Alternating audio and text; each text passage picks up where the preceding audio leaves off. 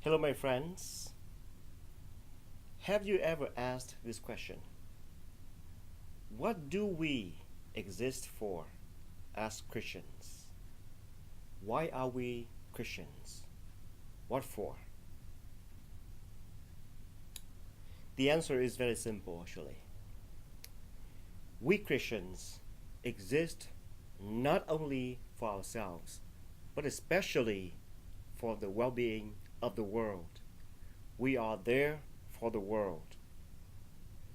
We have a special mission to accomplish for the world before we go to our eternal home.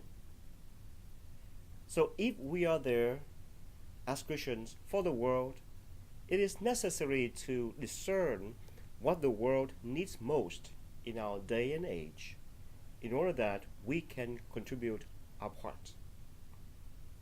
In your opinion, what would be the most necessary and urgent thing for the world today?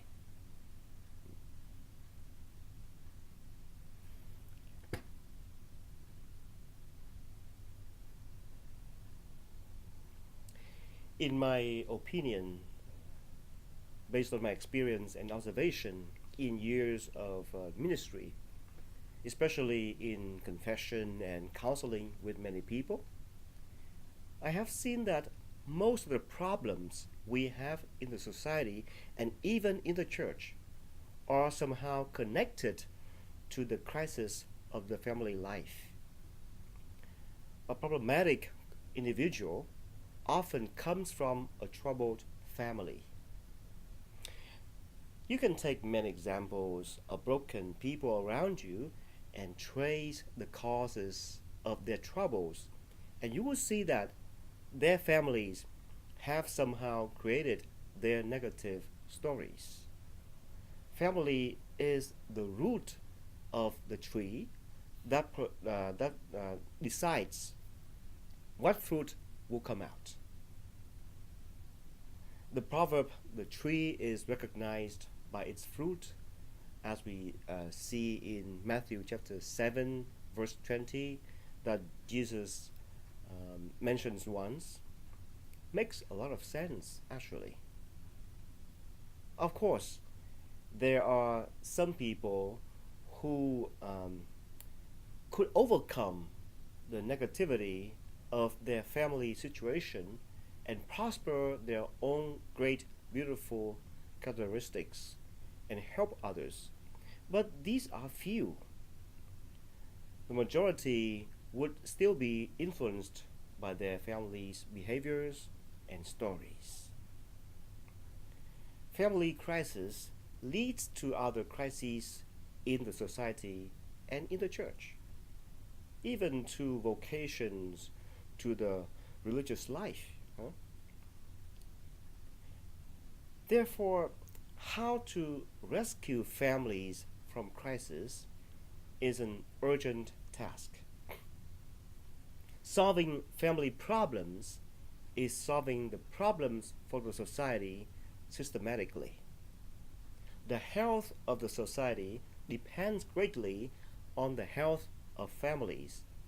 The happiness of the family decides the happiness of the society. When families lose their harmony, the society loses its peace. If we compare different lifestyles in the society, it seems that the family lifestyle is in the deepest crisis.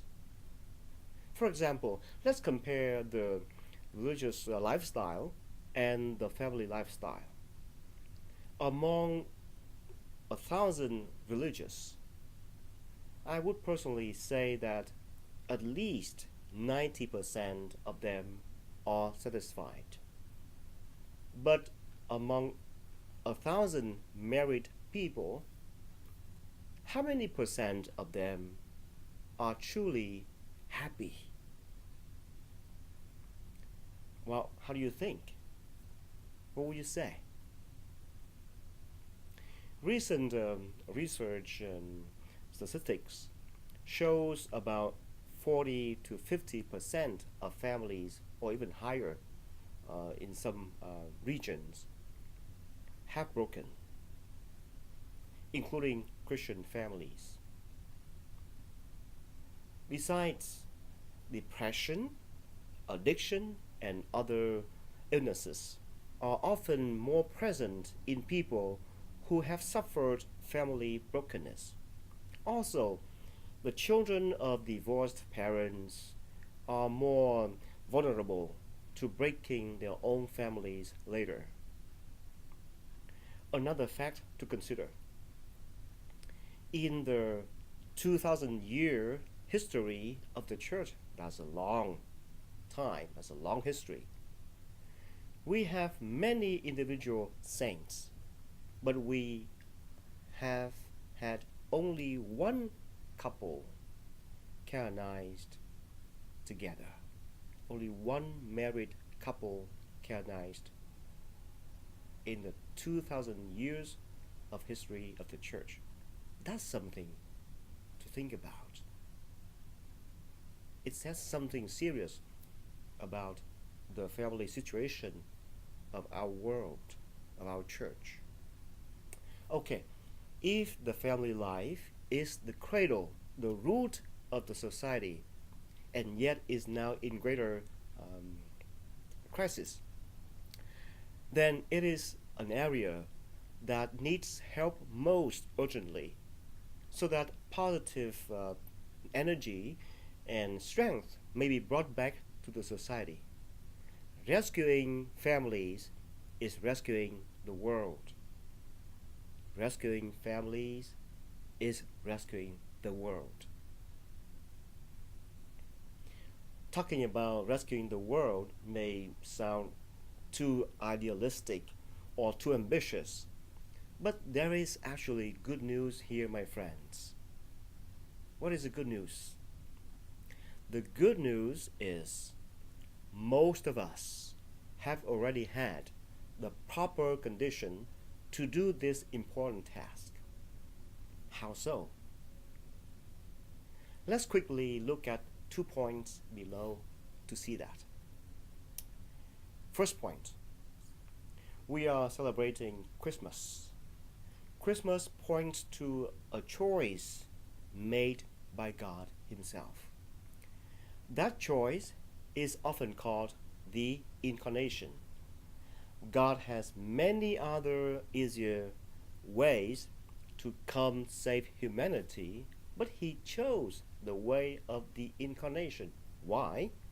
Because it's the best way. What is the Incarnation? Incarnation means becoming flesh. That is, becoming like us, like you and me. It is when humans see God as one of them that they can listen to Him and follow His example more easily. You see, God understands our human psychology very well, huh? Since God knows that we as human beings need concrete signs, He chose to become a concrete person in flesh, so we can hear Him, see Him, touch Him, and understand Him. He took our human form and condition so we may believe that we are able to do what He did in His human condition.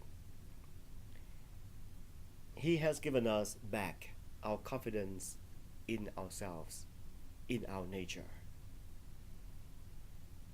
Okay, second point. Each year during Christmas season, we also celebrate the important feast of the Holy Family of Jesus, Mary, and Joseph. The Holy Family feast is actually the feast of our own families. This feast points to a very important truth. That is, God Himself chose the way of the family to enter into our history, to be with us. God is the one who knows everything. He knows what would be the best.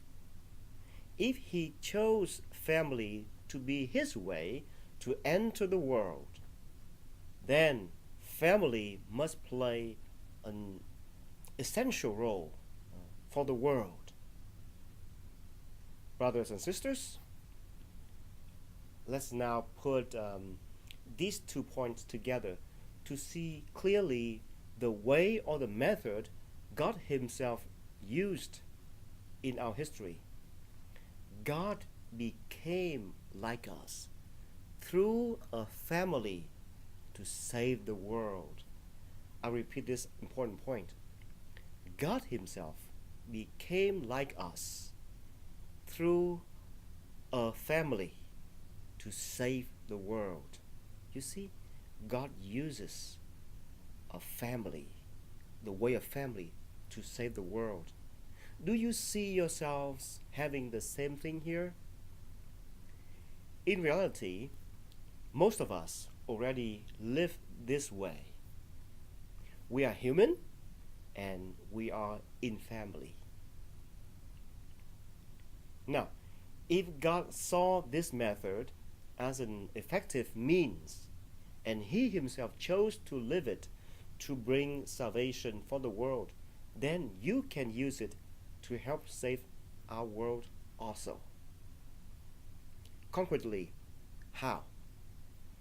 By making your family a place of true love and happiness, so that when other families see your example, they may be inspired and retake hope and confidence that their families can also achieve happiness like yours. They can learn from your family. Of course, talking about happiness, it is not something falling from the sky, but it is something you have to build with your own hands and skills. So my friends, if you are living the family lifestyle now, you are having a precious opportunity to help save the world. A note here. Words and testimony about marriage life from married people are much more real and effective to married listeners than those of unmarried people who may share the same ideas. So my married friends, I'm talking to you now, and I say, the world needs your happy examples and guidance. When you are determined to build up your happiness in your family, it's first of all good for you, and it's also beneficial to our world. Kill 2 birds with 1 stone. Why not, right? Again, my married friends, the world needs to see your family happy and happier.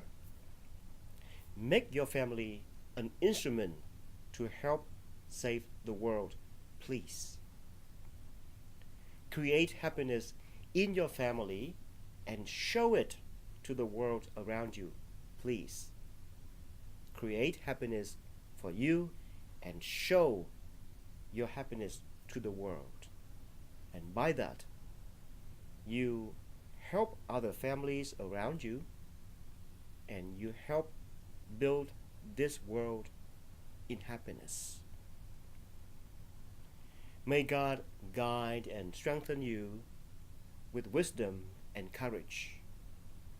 Our children, our grandchildren, our great-grandchildren will be eternally grateful to your family.